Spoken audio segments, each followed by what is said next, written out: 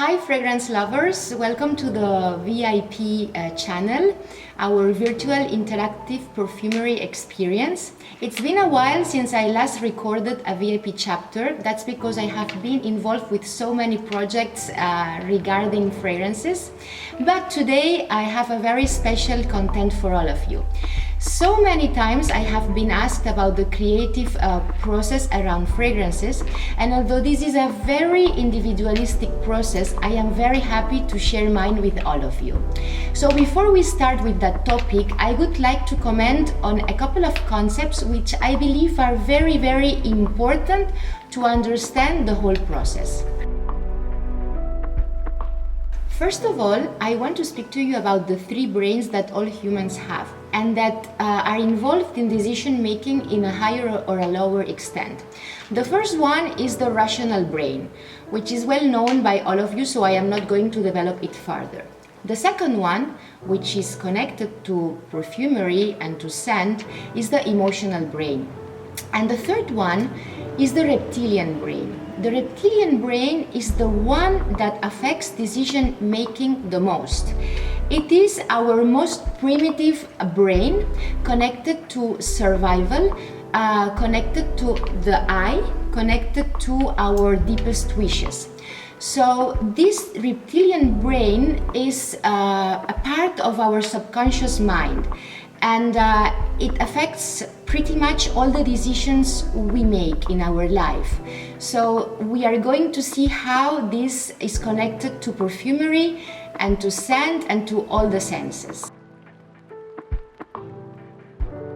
The first key element that is very important to take into consideration regarding the creative process of a fragrance is synesthesia, or the connection between the five senses. If you activate your senses, you will feel alive. And this is something very important, powerful and magic. In my case, the two senses that I use to work on a fragrance are, of course, the sense of scent and then the sense of touch. When I visualize a future fragrance, I do it as if it was a sculpture, with a shape, with a depth, with a spatial entity, different layers that intertwine, that open, layers which are more core, other layers which are more subtle, like a veil. So this happens possibly because I have a very strong influence by the Japanese perception of beauty, which is largely based on the mastery of space, a space found in nature. To understand how I work, I relate very much to the floral arrangement art of Ikebana, which originates in Japan. So I work on fragrances in the same way an Ikebana artist works on their arrangement, taking care of what they add and also of what they don't add, because I want that all the ingredients that I include in the creation are meaningful and pursue a purpose. And I also want them to diffuse adequately. Empty space, ma in Japanese, allows the elements to connect well and to display all their beauty. And that's what a fragrance is about. It's to display the essential and ultimate beauty found in nature. That's why I am so passionate about fragrance. So first, synesthesia. Second, passion. Third element, which is very important in creation, is playfulness, is to connect with your inner child. You have to allow yourself to explore, to express, to try, to succeed, but also to fail. You need to generate some tolerance to frustration. If something doesn't work well, it doesn't matter. It is part of your journey as a perfumer, and you will ultimately learn something.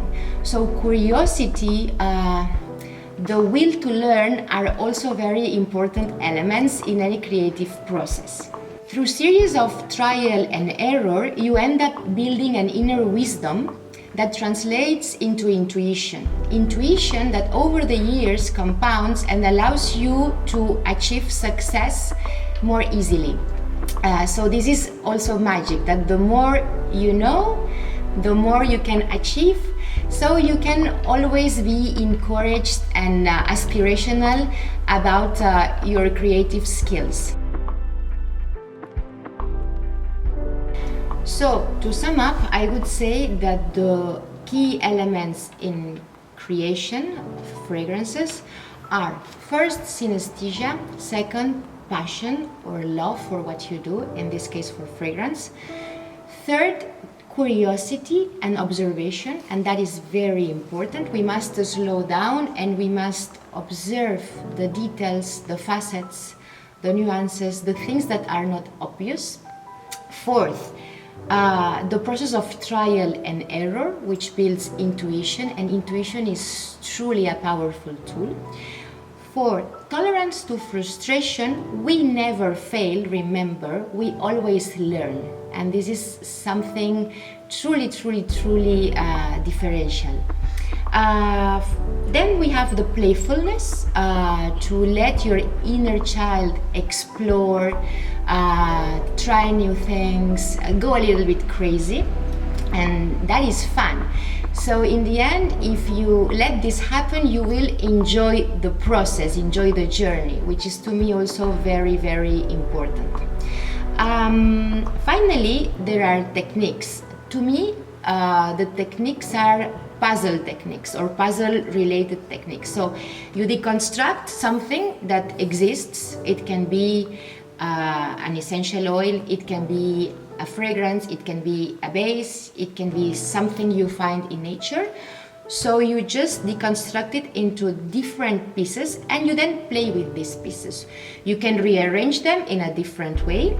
You can substitute one piece with another piece from a different puzzle. You can zoom a piece. You can do whatever you want. I think that searching some contrast also helps, because the reptilian brain is very sensitive to contrast and very attracted to contrast. And finally, I would say that an element of surprise is always something appreciated. So if you can add something unexpected or new or different or undone before, this is very important, as it enables us to develop and to contribute to the evolution of the fragrance creation.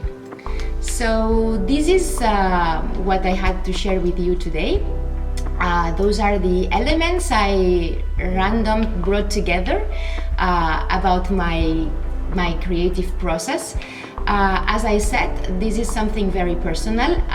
If you want to share with me how you create or what is important to you, I am of course interested and always open to start a conversation about fragrance and creativity. Thank you very much, and I wish you a very nice day. See you very soon. I am soon going to speak about the tonka and the kumaro.